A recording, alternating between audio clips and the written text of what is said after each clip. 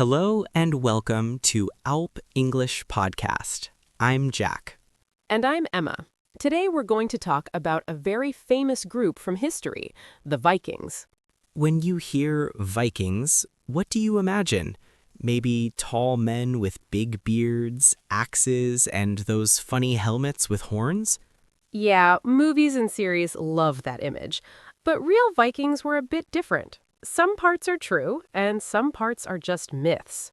In this episode, we'll talk about who the Vikings really were, how they lived, and what is true or false about them.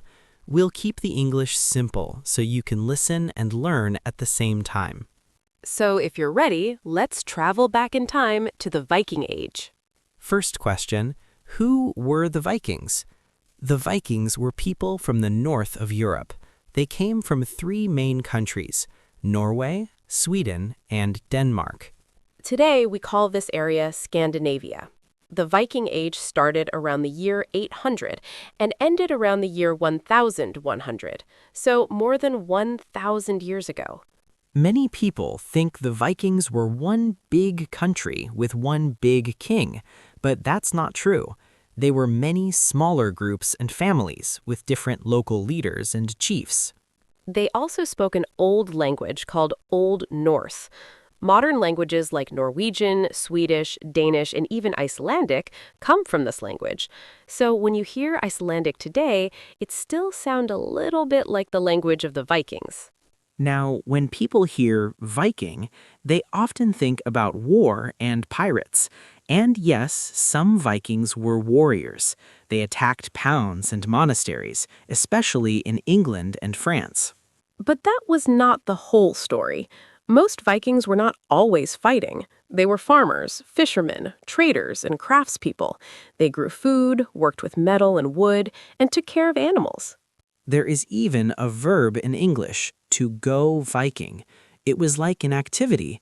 It meant to go on a sea journey, maybe to raid, but also to trade or explore. So some people were Vikings only part of the year. They went on trips in the summer, and then they came back home to work on their farms in the winter. It was not only about constant war, it was also about travel and adventure.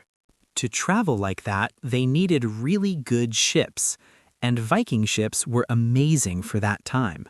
Their most famous ships are called longships. They were long and narrow, so they could move very fast through the water. They had a big sail and also many oars, so people could row when there was no wind. The interesting thing is that longships were strong, but also light. They could cross the open sea, but they could also go up rivers, even when the water was not very deep. That was a big problem for other people in Europe. Imagine you live in a small village by a river. You think you are safe, far from the sea, but then one morning, Viking ships come quickly up the river. They attack, take gold or food, and disappear again. But the ships were not only for attacks. They were also used for trade and exploration.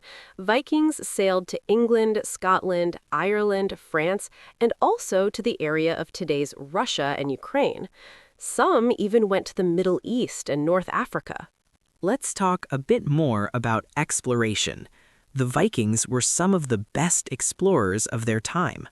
One very famous Viking is Leif Erikson.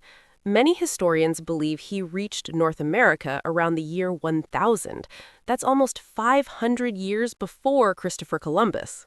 The Vikings called that new land Vinland. They probably stayed there only for a short time, but it shows how brave and curious they were. For them, the ocean was not a wall, it was a road. And as you said, they also went east. They used rivers to travel deep into the continent.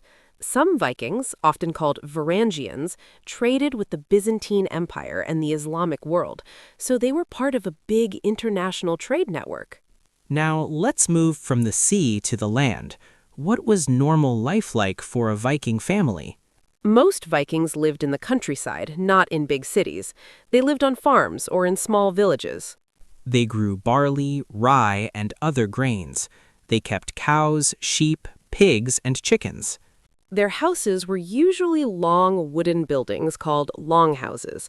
Many members of the family lived together in one long house: parents, children, grandparents, and sometimes workers or slaves. Inside the house, there was a long fire in the middle for cooking and for warmth.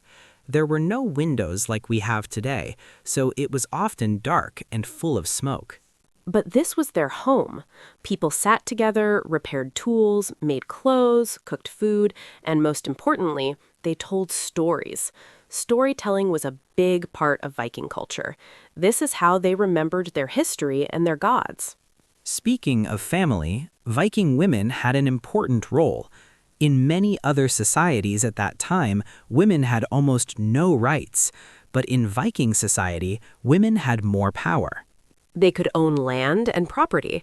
They could ask for a divorce if the marriage was not working. And if the husband died, the woman could become the head of the farm or business. There are also stories about shield maidens, women who fought with weapons. We don't know exactly how common this was, but we know that women were very important in managing daily life. They organized the food, the clothes, the house, and often the money from trade. So a Viking man who went on a long journey really needed a strong woman at home to keep everything running. Now, let's talk about what the Vikings believed. Before they became Christians, they had their own religion, which we call Norse mythology. You probably know some of their gods from movies and comics. Odin, the wise and one-eyed god; Thor, the god of thunder with his hammer; and Loki, the trickster who loves problems. They believed that brave warriors who died in battle went to a special place called Valhalla. There they would eat, drink, and train for a final great battle at the end of the world. Later, many Vikings became Christians, especially those who lived in England, France, and other countries. Slowly, old beliefs and new beliefs mixed, and the old religion disappeared. There are also many myths about Vikings that are simply not true. The most famous one is the horned helmet. Everyone knows that picture, a Viking with a metal helmet and two big horns. But there is no real evidence for this. Archaeologists have not found Viking battle helmets with horns. The idea of horned helmets probably comes from modern theater and opera in the 1800s, and later from movies and cartoons. Real Viking helmets were simple and practical. Horns in a real battle would be a very bad idea. Another myth is that Vikings were always dirty and wild, but actually, they cared a lot about cleaning. People have found Viking combs, razors, and small tools for cleaning nails and ears. Some writers in England at that time even complained that Viking men were too clean and well-dressed, and that English women liked them a bit too much. So yes, they fought, but they also used soap. So when did the Viking Age end? It didn't stop in 1 year, but slowly around the 11th century. European kingdoms became stronger and learned how to defend their coasts and rivers. At the same time, more Vikings became Christians and started to live more peacefully. They focused more on trade and farming than on raiding. But their influence is still with us today. Many town names in England come from Viking words, and of course, Norse gods like Thor and Loki are still famous in modern books, films, and games. Let's quickly review. Vikings were people from Norway, Sweden, and Denmark. They lived about 1,000 years ago. They were not only warriors, they were also farmers, traders, and great explorers. They built fast and strong ships, sailed to many parts of the world, and even reached North America long before Columbus. Women in Viking society had more rights than many other women at that time. And no, they probably did not wear horned helmets. We hope this episode helped you learn something new about the Vikings and practice your English at the same time. You can listen again and try to repeat some sentences out loud to improve your speaking. Thanks for listening to ALP English Podcast. If you enjoyed this episode, don't forget to follow the podcast and share it with your friends.